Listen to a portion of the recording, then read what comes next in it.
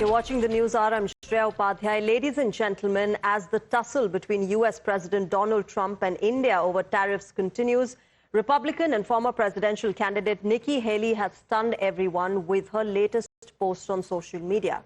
After days of speaking in favor of India and asking Trump to not lose out on Indian friendship for China, Nikki has said something that hasn't gone down too well with Indians. On X, here's what she posted, and I quote, "India must take Trump's point over Russian oil seriously and work with the White House to find a solution. The sooner, the better. Navigating issues like trade disagreements and Russian oil imports demands hard dialogue. But we should not lose sight of what matters most, our shared goals. To face China, the United States must have a friend in India," unquote. Now remember, this comes after a series of so-called advice to India, right from Donald Trump to NATO Chief Mark Rutte, US Treasury Secretary Scott Bessent and Senator Lindsey Graham all have asked India to stop buying Russian oil, while they themselves bought the same oil and China continued to be the largest buyer. Remember, only yesterday, India's External Affairs Minister Dr. S. Jaishankar reiterated that American tariffs were unjustified and unreasonable and said that it was being wrongly presented as an oil issue. He also underlined that India has certain red lines and would not compromise on protecting the interests of its farmers and small producers. Negotiations are still going on, but the bottom line is, we have some red lines. Frankly, where we are concerned, the red lines are primarily the interests of our farmers, and to some extent of our small producers. We as a government are committed to defend the interests of our farmers and our small producers. We are very determined on that. That's not something which we can compromise.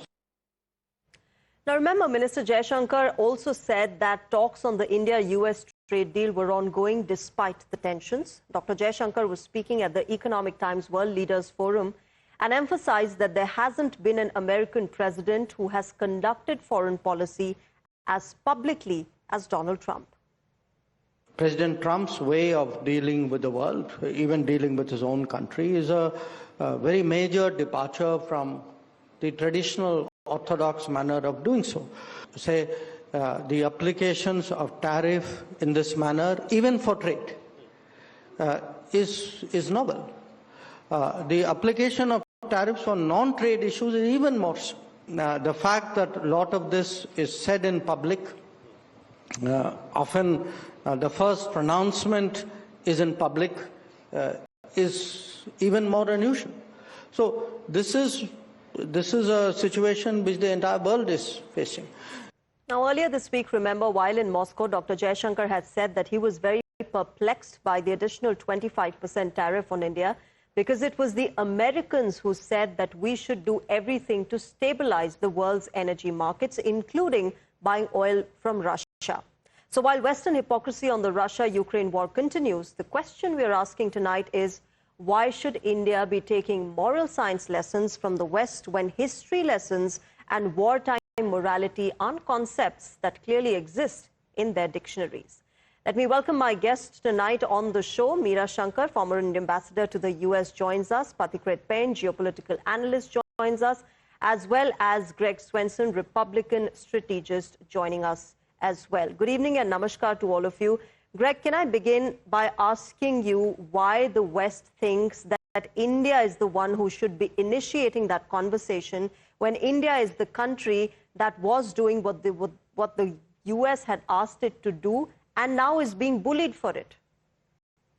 Yeah, I'm not sure about bullying, but I do think that it's complicated. You brought up a really good point that the Europeans are buying oil and gas from Russia, and even up to $22 billion worth last year, while contributing 18 or 19 billion to the Ukraine war, or to Ukraine for the war. And so, yeah, there is some hypocrisy there. I get that, but I do think that the president is hoping that India would work on behalf of the U.S. or work in partnership with the U.S., and that's really what he's trying to get at.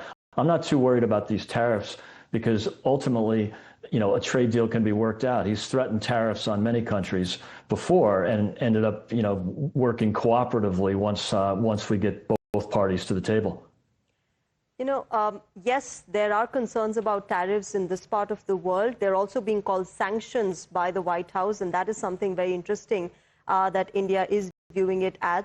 But Ambassador Meera Shankar, you know, Greg talked about how India should work with Donald Trump and work on part of the US to persuade Russia to end this war. When India has been very clear that we shouldn't be forced to take any side, we have our own strategic autonomy, and we will continue with that. And therefore, the question is, how should we move forward? Because clearly, you know, Greg differs with the fact that I've been using the word bullying, but this is clear diplomatic bullying. Well, clearly, you know, the administration of President Trump has virtually demolished the World Trade Organization, the WTO, and the global trading system, where countries had bound tariffs and they applied those tariffs to other countries across the board on an MFN basis. That is, if you had a tariff for one country, you had to extend it to other countries unless you had a free trade agreement covering bulk of trade with that country. So now the US is applying tariffs as it chooses, virtually putting into abeyance the cooperative trade order, which had been negotiated by different countries and is bound by treaty. So let's take that as the first fact. India has been complying with all its WTO requirements, and its tariffs are actually lower than the bound tariffs in the WTO. So we are not in violation of our WTO commitments. Thirdly, you know, President Trump's efforts at using tariffs are directed way beyond trade. Yes. I mean, they are looking at geostrategic objectives. They are looking at political objectives within countries like Brazil, where they are told that if they don't drop the trial of the former president, they are subjected to 50% tariffs. As far as India is concerned, this question of buying oil from Russia doesn't make much sense when the US itself is seeking to negotiate with Russia. And if we look at Russian trade last year, China bought $10 billion worth of more energy from Russia than India did in 2024. It's the largest buyer, though quite often in the US there's an effort to obfuscate this by saying India is the largest buyer, which is not true. Secondly, Europe last year bought goods from Russia worth $67 billion, over $67 billion, more than India bought from Russia overall. Thirdly, you know, as far as the US itself is concerned, it bought $3 billion worth of goods from Russia last year, minuscule amount, but very strategic, you know, products or resources, including uranium hexafluoride, including palladium, including fertilizers and chemicals. And the US is moving to buy more. They are discussing investment with Russia. They are discussing possible, you know, cooperation in energy and rare earths and so on. So we really don't know what the issue is. Singling India out as though we are responsible for the war in Ukraine seems to us a bit absurd. Let me take this because to Greg. if I could just add, I think the war in Ukraine is a result of miscalculation by Russia, by the US, by Europe, all three. Yeah, Greg, you know, the fact that Donald Trump has been very outspoken against India and what he thinks is fueling the war when we're buying Russian oil, he's been quite outspoken and public in his ways since day one of his second presidency. But when it comes to China being the largest buyer of Russian oil, he seems to suggest that, look, we've been negotiating, there's a temporary halt, and we'll see how it goes about. He's not as outspoken or aggressive against China, somebody who is the largest buyer of Russian oil, as he is against India. Yeah, look, the president's been very critical of China for 10 years now, and he's been very outspoken about that. But he is in a delicate negotiation period right now. So I don't think the president thinks it's productive to, get into a spat with China about the fact that they buy. Isn't the situation similar here, Greg? There are still trade negotiations going with India, and therefore you should have been more careful. Right, and I think that the sooner that India can get back to the negotiating table or continue with that and get to an agreement, the sooner the better. And I do think that there's plenty of opportunity for that. But I think if this was 3 months ago, I'm quite sure the president would have been just as critical or perhaps more critical about China buying Russian oil. But right now, it's not productive to get into that. Now, and as far as the U.S. buying goods from Russia, yes, there are some dependency issues. Okay. We are quite dependent on China and Russia for critical minerals, and I think that's a delicate issue that we're trying to solve right now.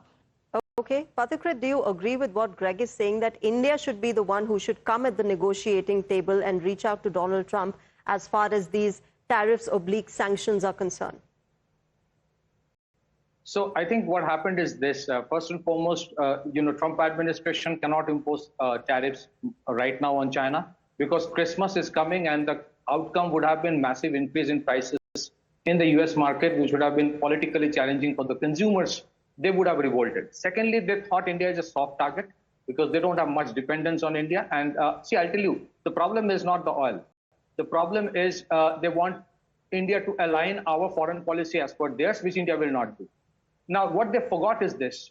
First and foremost, we don't need to butter White House in spite of the fact that we are a strategic partner of the United States. We respect them, but we are not supposed to butter White House as to where we buy the oil from. Secondly, if the objective was that you put all these threats and India will succumb and will open up the market for dairy, poultry, fisheries, that's not going to happen. No Indian government will do that for two reasons. You have 10 to 15 crore farmers. Their livelihood is dependent. And secondly, we do not want genetically modified food in India. Number two. Number three, if it was presumed that all these things will make Prime Minister Modi unpopular, that's not going to happen. Fourth, what they forgot is that India is not an export-oriented economy. At most, if you look at the metrics, our export is merely 20% of our GDP. So we have a 80-20% ratio. If you look at the dependence on the American market and the impact that would happen is to the tune of $50 billion, $40 to $50 billion. Roughly, it comes to around 1% of India's GDP. So we have enough capacity to absorb that. Now, the irony is this. On one hand, White House says certain things, but Wall Street is doing exactly opposite. You would have Apple investing more in India. The ChatGPT CEO says that we will open up an office in India. The US, Deputy Assistant Secretary of Defense, he was in India the last week, and he said that we confirm about the procurements and the supplies will not stop. And after that assurance, India cleared the 97 additional Tejas Mk1A fighter aircraft, which will be powered by GE engine. There are two major tenders coming up for Indian Navy and Indian Army, light utility helicopter and naval utility helicopter. Are the Americans going to say that we will not participate in these things? Look, imagine the amount of money the Americans earn from India, their big tech companies, their consulting companies, their banks, the amount of remittance, the amount of money they earn from the Indian students studying in the United States. Are they going to say they don't matter? So look at $500 billion of investments and the trade that the Americans have in India. Are they going to give it up? Where would their revenue projections for the next 10 years going to come if they want to boycott India?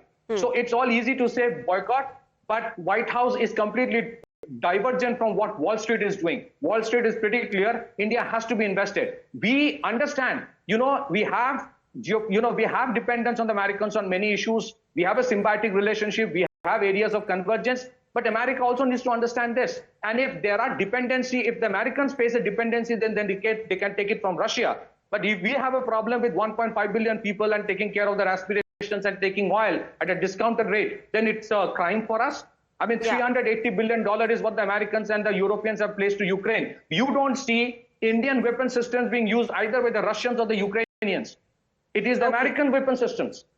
And we are responsible for the death. Crucial point that, the defense trade continues, defense cooperation continues, as does the fact that India is the largest expanding market in the world, and therefore, American companies and American governments should be more concerned about how and what kind of a relationship they have with India. But Ambassador Meera Shankar, I want to understand from you, has India then become a victim of successive American presidencies with differing points of view? We've seen that with the issue that they had domestically with immigration. You've got the Biden administration welcoming immigrants. Trump comes in, goes completely opposite. Then you had the Biden administration under which this war started, under which we were asked to buy Russian oil to stabilize energy markets.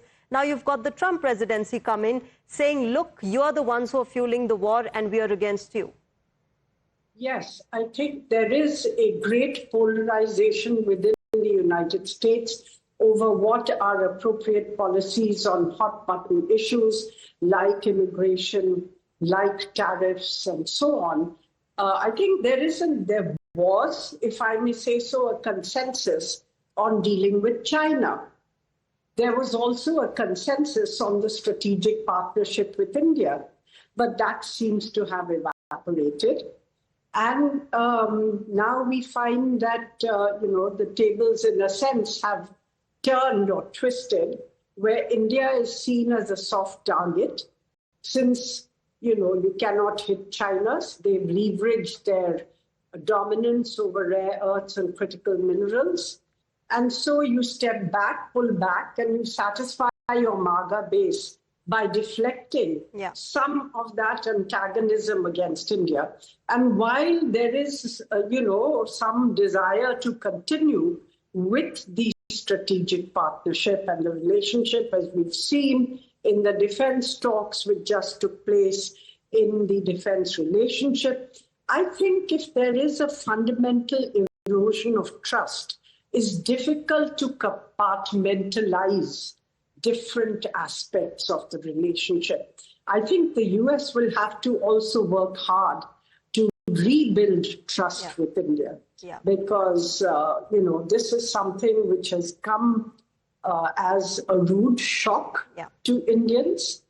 And while, I think there is a recognition that this partnership is important for global stability and also for India's development, I think there's also a recognition that India will not be dictated to, and which is why we chose to be a strategic partner, not a strategic ally of the United States. We are not a member of NATO. We are not a strategic ally of the United States.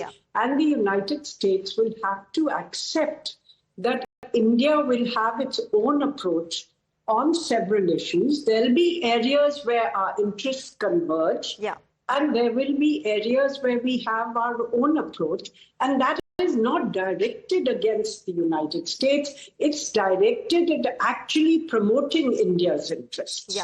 And I think the sooner America learns this, the better for both countries, as well as the kind of revenue that is coming in from India into the United States of America.